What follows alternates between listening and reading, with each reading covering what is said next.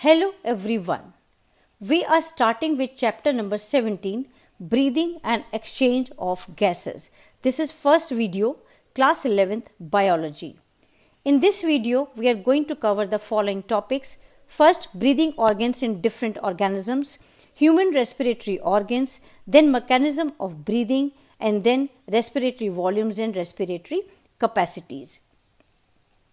In organisms, there is the oxidation of nutrients takes place in the living cells, and as a result, lots of energy is released in the form of ATP, and the organisms use this energy for doing different type of work.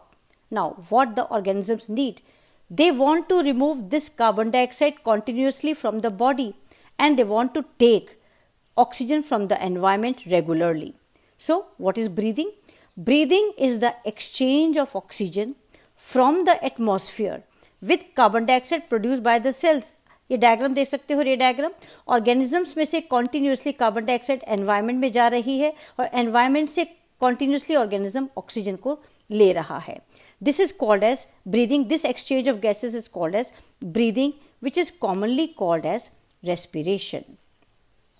Now let us see the respiratory organs in different organisms.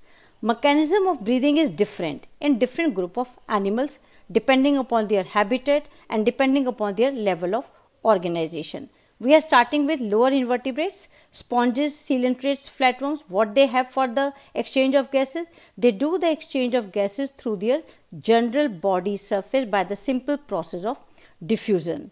Okay. Now next आइए, earthworms, leech and amphibians. ये कैसे करते हैं respiration? They do it with the help of skin और moist cuticle. अगर ये skin और moist cuticle को use कर रहे हैं for respiration, this type of respiration is called as cutaneous respiration.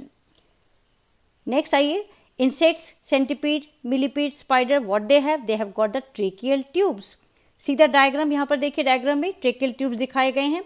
These tracheal tubes open outside by the pores called as spiracles, and from these spiracles oxygen enters into their body and carbon dioxide comes out from the body of the insect. So they have got the tracheal tubes for the respiration. Come to fishes, tadpoles, prawns, they live in water. इनके पास क्या है respiration के लिए? They have gills, and the respiration if takes place with the help of gills, this is called as branchial respiration. Next आइए, most vertebrates, what they have for the exchange of gases? They have got the lungs, and the lungs help in respiration. This type of respiration is called as pulmonary respiration. Now let us see the human respiratory system. It consists of two main parts, air tract or air passage and paired lungs. Let us start with air tract or air passage. Point number 1, आप diagram भी देखिए. Pair of external nostrils lead to nasal chamber through nasal passage, and then nasal chamber opens into the pharynx. You can see the diagram. Nasal cavity is there. Nasal cavity is opening into the pharynx. Point number 1 जहाँ लिखा हुआ है, this is the part which is called pharynx, and it is a portion which is common passage for food and air. बहुत important है ये common passage है food और air के लिए. Okay. And then after that, the pharynx open through larynx region to trachea. यहाँ देखिए diagram 1, 2, 3, pharynx है, then larynx है, and then trachea है. This is the passage. What is larynx then? Diagram देखिए यहाँ पर, डायग्राम नंबर 1, यहाँ पर L जहाँ लिखा हुआ है, it is the part called as larynx. Larynx is a sound box or a voice box. So larynx is a cartilaginous box. Okay, it is a cartilaginous box which help in the sound production. जो हम बोल रहे हैं, बात कर रहे हैं, वो किसकी वजह से कर रहे हैं? Because of the presence of larynx. Clear? And important point, अब यहाँ पर बहुत important point है. During swallowing, जब हम खाना अंदर लेते हैं या हम saliva को swallow करते हैं, what happens? Glottis is the opening of larynx. Glottis is closed by epiglottis, a thin elastic cartilaginous flap. Why? To prevent the entry of food into larynx. Okay. अब आप अभी ये वीडियो देख रहे हो, आप एक बार ट्राई कीजिए, अपने सलाइवा को स्वेलो करके देखिए. जब आप इसको स्वेलो करेंगे उस समय आप ब्रीथ नहीं करेंगे. क्यों? because the epiglottis is covering the larynx, covering the glottis. Okay, no air can enter into the air passage. अगर ये epiglottis खुला हुआ होगा तो क्या होगा? The food will enter into the windpipe. Instead of going into the food pipe, it will enter into the windpipe, and there may be choking. So to avoid this, the epiglottis cover the glottis. Is it clear? Now next, trachea पर आइए. Trachea is a straight tube extended up to mid thoracic cavity. Word is thoracic cavity. What is this now? See the diagram. Thoracic cavity कैसे बनती है? Front पर देखिए एक bone है sternum, back पर बोन्स होती हैं, बैक बोन्स कहलाती हैं, और स्टर्नम और बैकबोन को ज्वाइन करने के लिए देयर आर रिब्स. तो पूरा केज बन रहा है ये. नीचे के लोअर साइड पे देखिए there is a diaphragm, dome shape का डायफ्राम होता है. तो ये कंप्लीट केज बन जाता है, and this cage is called as thoracic cavity, and in this thoracic cavity the lungs are present, the heart is present. Okay, one more important thing you see, यहाँ पर देखिए बैकबोन में देखिए यहाँ पर thoracic vertebra लिखा हुआ है. Okay, this is the thoracic vertebra. T5 देखिए, इट इज वेरी इंपॉर्टेंट. क्या होता है इस T5 पर? जो 5th नंबर की वर्टिब्रा है, thoracic vertebra. देखिए ट्रेकिया यहाँ पर आकर डिवाइड हो जाती है दो पार्ट्स में, लेफ्ट एंड राइट. ओके, देखिए trachea divides at the level of 5th thoracic vertebra into right and left primary bronchi. You can see the diagram. Trachea is dividing into primary bronchi. Okay, now each bronchi, अब इनकी branches देखिए further. Each bronchi undergoes repeated divisions. बहुत सारी branches इसकी बनती चली जाती हैं to form secondary. See the diagram. Secondary bronchi is there, and then the tertiary bronchi and bronchiole ending to terminal bronchioles. ये bronchiole जो है terminal bronchiole में end कर जाते हैं. Before going into the terminal bronchiole, एक और important point देखिए यहाँ पर. The trachea, primary, secondary, tertiary bronchi and initial bronchioles are supported by, remember, they are supported by incomplete cartilaginous rings. ये रिंग तो है चारों तरफ, आप देख रहे हो ट्रेकिया के चारों तरफ भी रिंग देख रहे हो, बट ये रिंग कंप्लीट नहीं है, इनकम्प्लीट रिंग्स हैं और इनकम्प्लीट कार्टिलेजिनस रिंग्स हैं. Clear? Now come to terminal bronchi. What happens to them? Each terminal bronchiole give rise to very thin irregular walled vascularized means surrounded by the blood vessels, vascularized bag like structure called as alveoli. You can see the diagram. Alveoli are there. Terminal bronchiole are opening into the alveoli. Clear है? अब देखिए lungs, कौन सा part में lungs cover कर रहा है, किस किस को लंग्स कवर कर रहा है यहाँ पर? Branching network of bronchi plus bronchioles plus alveoli, ये सब लंग्स के पार्ट हैं. इनमें से अब पूरा जो नेजल पैसेज से लेकर हमने लंग्स तक देखा है, पूरा जो पैसेज देखा है, उसमें देखिए कंडक्टिंग पार्ट कौन सा है, जो सिर्फ कंडक्ट करता है एयर को, ऑक्सीजन एंड कार्बन डाइऑक्साइड को कंडक्ट करने में हेल्प करता है. From nostrils to terminal bronchioles तक कंडक्टिंग पार्ट है. इस पार्ट में कोई एक्सचेंज ऑफ गैसेज नहीं होता. तो कौन सा पार्ट है जो एक्सचेंज ऑफ गैसेज में हेल्प कर रहा है? Only the alveoli and their duct. So respiratory or exchange part is only the alveoli and their ducts. Remember this. Okay. Now come to the location or the position of the lungs. कहाँ पर होते हैं ये अभी बताया है मैंने आपको कि lungs are situated in the thoracic chamber and rest on the diaphragm. Diaphragm के ऊपर रेस्ट करे हुए होते हैं. दो लंग्स हैं. राइट लंग में देखिए 3 लोब्स हैं, आप डायग्राम में देख सकते हो 1 2 3 लोब्स आर देयर, और लेफ्ट लंग में 2 लोब्स हैं. Okay, and one more important structure, each lung is covered by double layered pleura. 2 layers होती हैं बाहर मेम्ब्रेन की, outer parietal pleural and inner visceral pleural. Okay, और इन दोनों के बीच में क्या filled होता है? Pleural fluid. This pleural fluid present in between these 2 layers, क्या function है इसका? Lubricates the surface of the lungs and second prevent friction between the membrane. So जो प्लूरल मेम्ब्रेन्स है दोनों के बीच में फ्लूइड फिल्ड होता है. Okay, come to the steps of respiration. It starts with the breathing, pulmonary ventilation होता है, lungs में एयर जाती है, ऑक्सीजन जाती है, कार्बन डाइऑक्साइड को बाहर आना है। Okay, next, exchange of gases takes place between the lung, alveoli and the blood. जब एल्वोलाई तक ऑक्सीजन पहुंच गया है तो एल्वोलाई और ब्लड के बीच में एक्सचेंज ऑफ गैसेस होगा। आफ्टर दैट ब्लड इसको ट्रांसपोर्ट करेगा, गैस ट्रांसपोर्ट होगा, देन ब्लड ऑक्सीजन या गैसेस को लेकर कहाँ जाएगा, टिश्यू तक पहुंचेगा। टिश्यू के पास जाकर फिर से एक्सचेंज ऑफ गैसेस होगा between the blood and the tissue, and then at the end cellular और टिश्यू रेस्पिरेशन होगा, जहां पर जो फूड है वो ऑक्सीडाइज होगा, कार्बन डाइऑक्साइड रिलीज होगा। Clear? In this video, we will see only the pulmonary ventilation or the breathing part. Come to the mechanism of breathing. Breathing में दो main steps हैं, one inspiration and other expiration. What is inspiration? Active intake of air. जब हम air को अंदर लेते हैं from atmosphere into the lungs. This is called as inspiration. What is expiration? Passive expelling of air, जब हम air को बाहर निकाल रहे हैं from the lungs, this is called as expiration. Is it clear? Come to now steps involve in the inspiration. क्या क्या होता है इंस्पिरेशन में, कैसे एयर अंदर एंटर करती है। दो इंपॉर्टेंट चीजें हैं जो हेल्प कर रही हैं इसके अंदर। सबसे पहला पॉइंट देखिए, जो पिंक कलर के बॉक्स में लिखा हुआ है, डायाफ्राम कॉन्ट्रैक्ट करता है। ओके, जब वो कॉन्ट्रैक्ट करता है तो वो फ्लैट हो जाता है। पहले वो डोम शेप में होता है, लेकिन कॉन्ट्रैक्शन के बाद वो फ्लैट हो जाता है।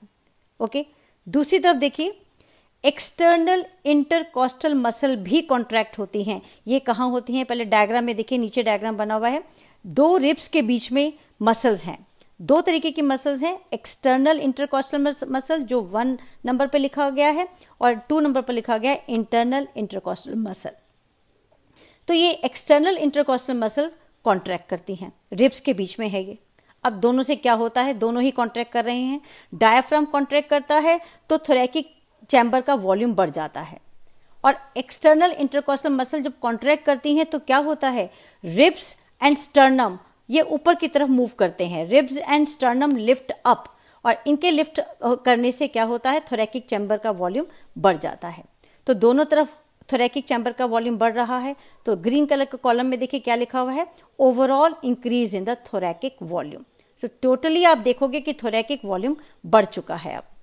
अब स्पेस ज्यादा हो गया है, लंग्स एक्सपैंड करेंगे, फैलेंगे, एंड लंग्स के अंदर का वॉल्यूम जो है वो बढ़ जाएगा। Pulmonary volume increases. जब वॉल्यूम अंदर बढ़ गया तो प्रेशर कम हो जाएगा डेफिनेटली, तो इंट्रा पल्मोनरी प्रेशर डिक्रीज हो जाएगा, और इमीडिएटली जो एयर है वो अंदर की तरफ रश करेगी। Okay, so air moves from the outside into the lungs. This is the way how the inspiration takes place. Clear? Come to the expiration. अब क्या होगा, इंटरकॉस्टल मसल्स और डायफ्राम दोनों रिलैक्स कर जाएंगे, thorax regains its original position, thorax अपनी position पे आ जाएगी नॉर्मल, थॉरेक्स का वॉल्यूम कम हो जाएगा। थॉरेक्स का वॉल्यूम कम होगा तो पल्मोनरी वॉल्यूम भी कम होगा, लेकिन पल्मोनरी वॉल्यूम के कम होने से लंग्स के अंदर प्रेशर बढ़ जाएगा और एकदम एयर जो है वहां से बाहर आ जाएगी। Clear? This is called the expiration. एक और इंपॉर्टेंट पॉइंट है, ड्यूरिंग फोर्सफुल एक्सपिरेशन, जब हम अंदर से बाहर एयर बहुत फोर्सफुली निकालेंगे तब क्या होगा, abdominal muscles and internal intercostal muscles भी कॉन्ट्रैक्ट करेंगे। क्लियर है ये? Now come to the respiratory volumes and respiratory capacities. यहां पर 9 पॉइंट्स लिखे हुए हैं। फर्स्ट 4 जो हैं वो रेस्पिरेटरी वॉल्यूम्स हैं, and 5 to 9 are respiratory capacities.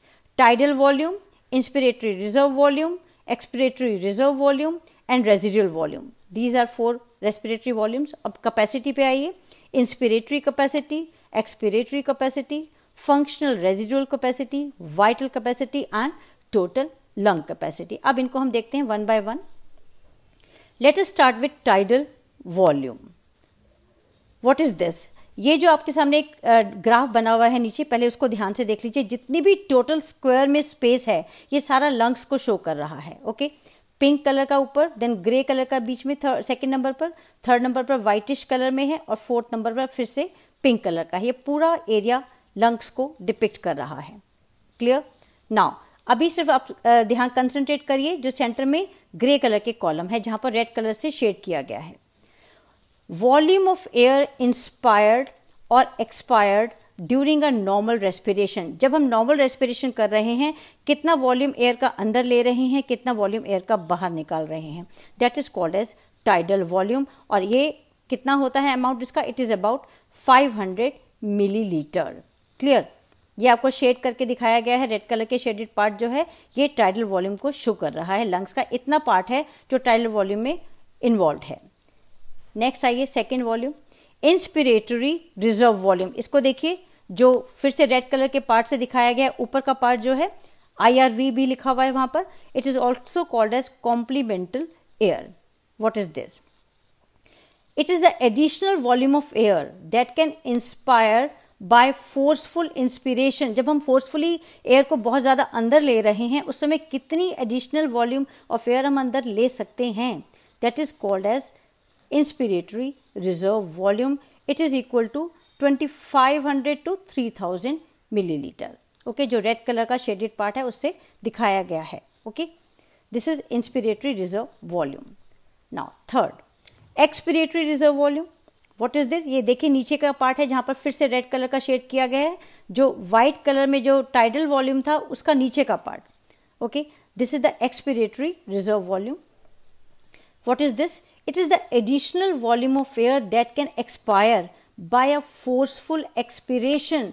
कितनी एयर हम मैक्सिमम बाहर निकाल सकते हैं अंदर से forcefully, this is called as expiratory reserve volume. It is equal to 1000 to 1100 millilitre, जो रेड कलर के शेडेड पार्ट से यहाँ पर डायग्राम में दिखाया गया है। इतना पार्ट लंग्स का ये शो कर रहा है एक्सपिरेटरी रिजर्व वॉल्यूम।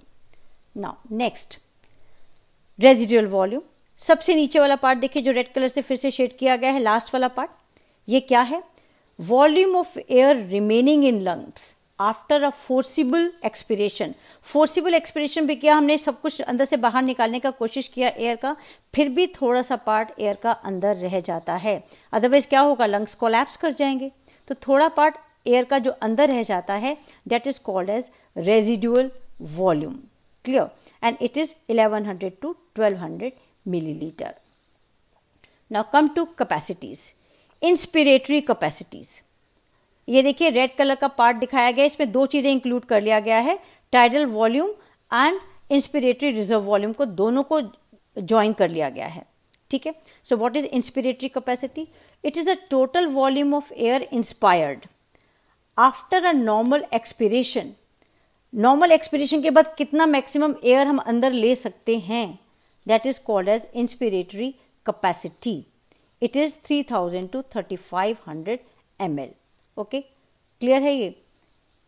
नेक्स्ट आइए, एक्सपिरेटरी कैपेसिटी पर आ जाइए। ये फिर से रेड कलर का शेडेड पार्ट है, इसमें फिर से दो चीज़ों को इंक्लूड किया गया है, tidal volume and expiratory reserve volume को इंक्लूड किया गया है। What is this now? Total volume of air expired, कितना हम एयर को बाहर निकाल सकते हैं after normal inspiration, it is called as expiratory capacity. It is equal to 1500 to 1600 ml। Clear? Next आइए, फंक्शनल रेजिडुअल कैपेसिटी। अब ये देखिए फिर से, अब यहाँ पर फिर से दो चीजों को इंक्लूड किया गया है, expiratory reserve volume and residual volume को। नीचे का जो दो पार्ट है लंग्स का, रेड कलर से फिर से शेड किया गया है इसको। What is this now? Volume of air remaining in the lungs, जो लंग्स में ही रह जाती है after normal expiration, it is called as functional residual capacity. It is equal to 2100 to 2300 ml, ERV plus RV। Okay, expiratory reserve volume plus residual volume. Okay, come to vital capacity. अब vital capacity में सिर्फ हमने क्या छोड़ा है? Residual volume को छोड़ा है, बाकी सारा जितना भी है that come under vital capacity. Okay, तो तीन चीजों को यहाँ पर ज्वाइन कर लिया गया है, expiratory reserve volume, tidal volume and inspiratory reserve volume. अब इसकी डेफिनेशन देखिए, volume of air that can breathe in after a forced expiration और volume of air that can breathe out after a forced inspiration is called as vital capacity. It is 3500 to 4500 ml। Clear है? Total lung capacity, ये तो सबको join कर दीजिए आप सारा। Okay, this is called total lung capacity. इसमें vital capacity में रेजिडुअल वॉल्यूम को भी ऐड करना है, या आप चारों वॉल्यूम्स को ऐड कर दीजिए. Okay, so total volume of air in the lungs after maximum inspiration is called as total lung capacity. It is 5000 to 6000 milliliter. Is it clear? Now, one thing more. Part of respiratory tract, nostril से लेकर terminal bronchi तक, it is not involved in gaseous exchange. ये gaseous exchange में involve नहीं हो रहे हैं, इनको डेड स्पेस कहा जाता है. और इसमें जो एयर रह जाती है या एयर होती है उसको क्या कहते हैं? Dead air volume, and it is equal to 150 ml. So that's all for today. Thank you very much for staying with me. Do the test which is given in the description box in the form of MCQs. Subscribe the channel to get the information about my new video.